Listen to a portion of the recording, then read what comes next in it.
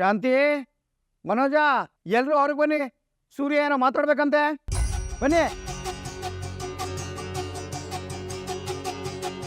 ಅಯ್ಯೋ, ಮತ್ತೆ ಏನಂತೆ ಇವಂದು? ಕಥಕಳಿ ಕೂಚಿಪುಟ್ಟಿ ಡ್ಯಾನ್ಸ್ ಮಾಡೋದಿದೆ, ನೋಡ್ಕೊಂಬಿಡು ಎಲ್ಲ.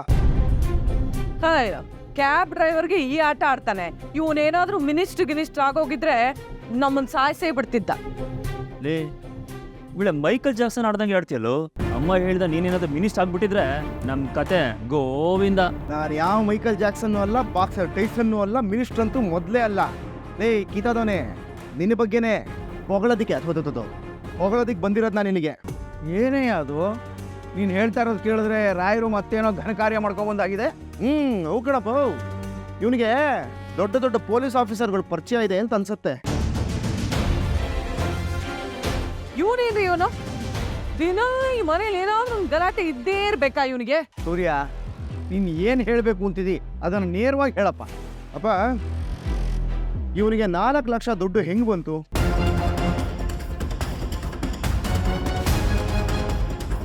ಯಾವ 4 ಲಕ್ಷನೋ?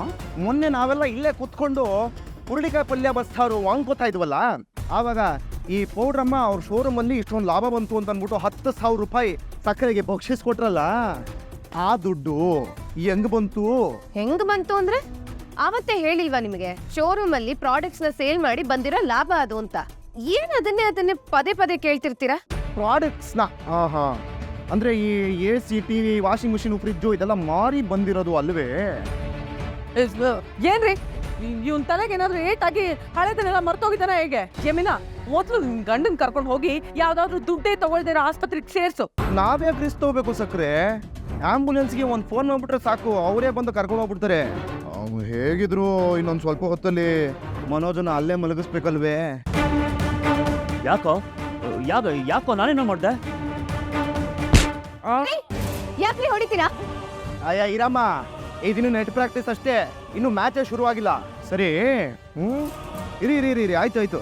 ಇವಾಗ ಒಂದು ಹೊಸ ಸಿನಿಮಾ ರಿಲೀಸ್ ಆಗಿದೆ, ಅದನ್ನ ನೋಡ್ಕೊಂಡು ಹಂಗೆ ಎಗರಿ ಕೊಡ್ತೀನಿ ನೋಡಿ ಮಾಂಜಾನ.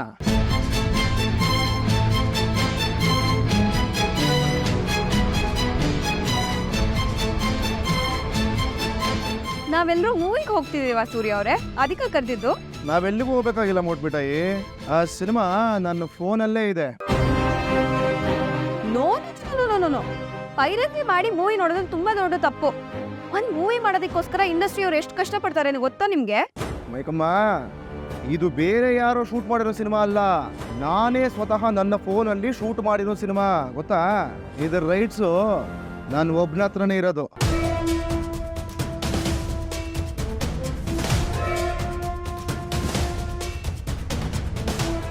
ಆಸೆ ಆಸೆ ಆಸೆ